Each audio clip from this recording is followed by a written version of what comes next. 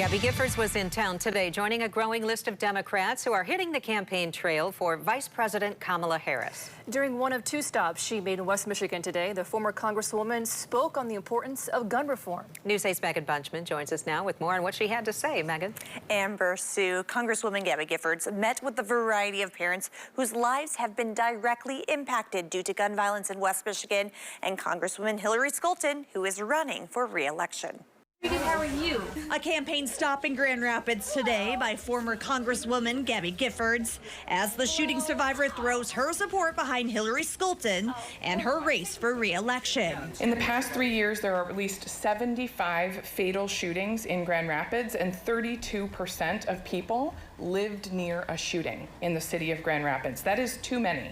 Too many to have experienced the horror of gun violence, even if they themselves were not on the other end of a firearm. Jaclyn Kelly, who's lost 2 of her own sons to gun violence, says that she's tired of bearing children, adding stricter gun laws need to be enacted now so that others won't have to go through the harsh reality that she lives daily.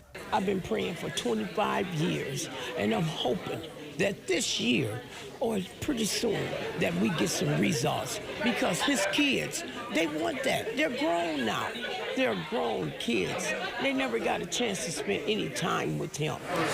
But Representative Luke Mirman says the 2 laws Scholten is pushing, Ethan's Law, which would regulate safe storage of firearms nationwide, and national background checks, are not what the state needs to be worried about right now. Instead, he says Michigan voters should be concerned about funding cuts for the state's School Safety Commission. It deals with the School Safety Commission, which was just not funded for the first time this year.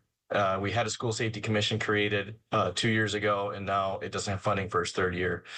That School Safety Commission, in my mind, can help schools decide what to spend their money on when it comes to hardening their buildings, and it can help them do a better job with school mental health as well. Giffords, whose husband, Senator Mark Kelly's name is being floated around as a top contender for the vice president slot, made a few remarks during Monday's stop while emphasizing the importance of this election. Our lives can change so quickly.